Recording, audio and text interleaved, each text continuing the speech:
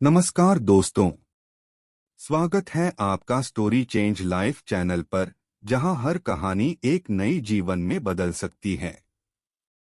ये सभी लाइन हमारी सफलता.com से ली गई हैं। कहानी इस प्रकार है कि बहुत ही कम कीमत में मिलने वाली यह पतंग हमें कीमती सीख दे सकती है। आज तक शायद हमने नहीं जाना, पर आज मैं आपको बताता हूं कि पतंग से किस तरह जीवन जीने के गुर सीख सकते हैं। आकाश में तैरती रंग बिरंगी पतंगे भला किसे अच्छी नहीं लगती।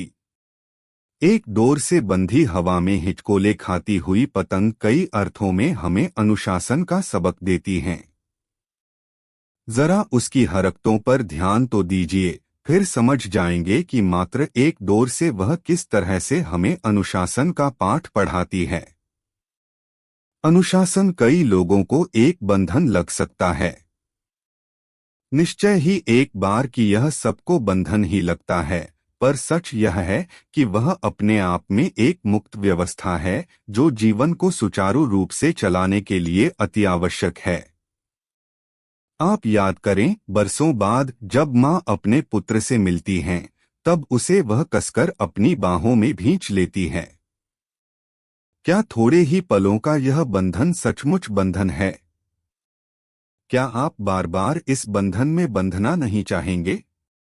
यहाँ यह कहा जा सकता है कि बंधन में भी सुख है। यही है अनुशासन। अनुशासन को यदि दूसरे ढंग से समझना हो तो हमारे सामने पतंग का उदाहरण है। पतंग काफी ऊपर होती है, एक डोर ही होती है जो उसे संभालती है। बच्चा यदि पिता से कहे कि यह पतंग तो डोर से बंधी हुई है, तब यह कैसे मुक्त आकाश में विचर सकती है? तब यदि पिता पतंग की डोर को काट दें, तो बच्चा कुछ ही देर में पतंग को जमीन पर पाता है। बच्चा जिस डोर को पतंग के लिए बंधन समझ रहा था, वह बंधन ही था जो पतंग को ऊपर उड़ा रहा था। यही है बंधन का अनुशासन। गुजरात राजस्थान में मकर संक्रांति के अवसर पर पतंग उड़ाने की परंपरा है। इस दिन लोग पूरे दिन अपने घर की छत पर रहकर पतंग उड़ाते हैं। क्या बच्चे, क्या बूढ़े, ऐसे में युवाओं की बात ही क्या। पतंग का यह त्योहार अपनी संस्कृति की विशेषता ही नहीं, अपितु आदर्श व्यक्तित्व का संदेश भी देता है। आइए जाने पतंग से जीवन जीने की कला किस तरह से सीखी जा सकती है। पतंग का आशय है अपार संतुलन, नियमबद्ध नियंत्रण, सफल होने का आक्रामक जोश और परिस्थितियों के अनुकूल होने का अद्भुत समन्वय। यह आक्रामक एवं जोशीले व्यक्तित्व की भी प्रतीक है। पतंग का कन्ना संतुलन की कला सिखाता है। कन्ना बांधने में थोड़ी सी लापरवाही होने पर पतंग यहाँ वहाँ डोलती है, यानी सही संतुलन नहीं रह पाता। इसी तरह जीवन और व्यक्तित्व में भी संतुलन न होने पर जीवन गोते खाने लगता है।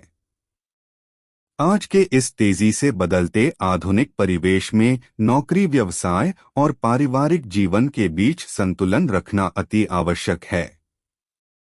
इसमें हुई थोड़ी सी चूक या लापरवाही जिंदगी की पतंग को असंतुलित कर देती है।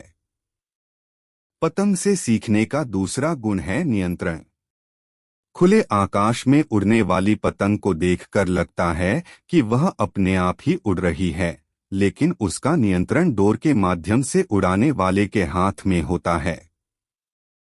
डोर का नियंत्रण ही पतंग को भटकने से रोकता है। मानव व्यक्तित्व के लिए भी एक ऐसी ही लगाम की आवश्यकता है। निश्चित लक्ष्य से दूर ले जाने वाले अनेक प्रलोभन मनुष्य के सामने आते हैं। इस समय स्वैच्छिक नियंत्रण और अनुशासन ही उसकी पतंग को निरंकुश बनने से रोक सकता है। पतंग की उड़ान तभी सफल होती है जब प्रतिस्पर्धा में दूसरी पतंग के साथ उसके पेंच लड़ाए जाएं। पतंग के पेंच में हार जीत की जो भावना देखने में आती है, वह शायद ही कहीं और देखने को मिले।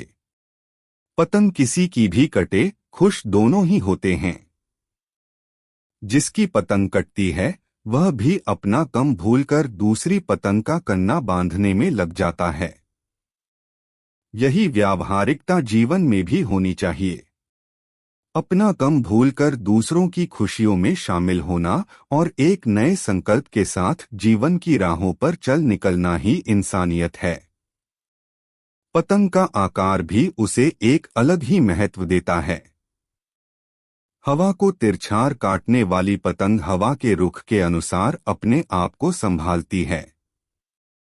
आकाश में अपनी उड़ान को कायम रखने के लिए सतत प्रयत्नशील रहने वाली पतंग हवा की गति के साथ मुड़ने में जरा भी देर नहीं करती। हवा की दिशा बदलते ही वह भी अपनी दिशा तुरंत बदल देती है। इसी तरह मनुष्य को परिस्थितियों के अनुसार ढलना आना चाहिए। जो अपने आप को हालात के अनुसार नहीं ढाल पाते, वे आउटडेटेड बन जाते हैं और हमेशा गतिशील रहने वाले एवरग्रीन होते हैं। यह सीख हमें पतंग से ही मिलती है। पतंग उड़ाने में सिद्धहस्त व्यक्ति यदि जीवन को भी उसी अंदाज में ले तो वह भी जीवन की राह में सदैव अग्रसर होता जाएगा। पतंग उड़ाने वाले हमेशा खराब मांझे को अलग कर देते हैं, उस धागे से पेंच नहीं लड़ाए जाते। ठीक उसी तरह जीवन में भी ऐसे सबल व्यक्ति पर विश्वास किया जाता है जिस पर जीवन के अनुभवों का मांझा लगा हो। ऐसा व्यक्ति ही हमारे काम आ सकता है। धागों में कहीं अवरोध या गठान नहीं होनी चाहिए, क्योंकि पेंच लड़ाते समय यदि प्रतिद्वंद्वी का धागा उस गठान के पास आकर अटक गया तो समझो कट गई पतंग। पतंग का धागा वहीं रगड़ खाएगा और डोर को काट देगा। जीवन भी यही कहता है। जीवन में अनंत अवरोध आते हैं, परंतु सही इंसान इस मोह के पड़ाव पर नहीं ठहरता, वह सदैव मंजिल की ओर ही बढ़ता जाता है। चलना जीवन की कहानी, रुकना मौत की निशानी जीवन का यही मूल वाक्य होता है। जीवन के अनुभव भी हमें कहीं न कहीं किसी न किसी रूप में मिल सकते हैं। छोटे बच्चे भी प्रेरणा के स्रोत बन सकते हैं, तो झुर्रीदार चेहरा भी हमें अनुभवों के मोती बांटता मिलेगा। अब यह हम पर निर्भर करता है कि हमें किस तरह से अनुभवों के मोतियों को समेटते हैं। धन्यवाद दोस्तों कि आपने हमें देखा। लाइक करें, सब्सक्राइब करें और बेल आइकन को दबाएं ताकि आप हमारी हर नई वीडियो से अपडेट रहें।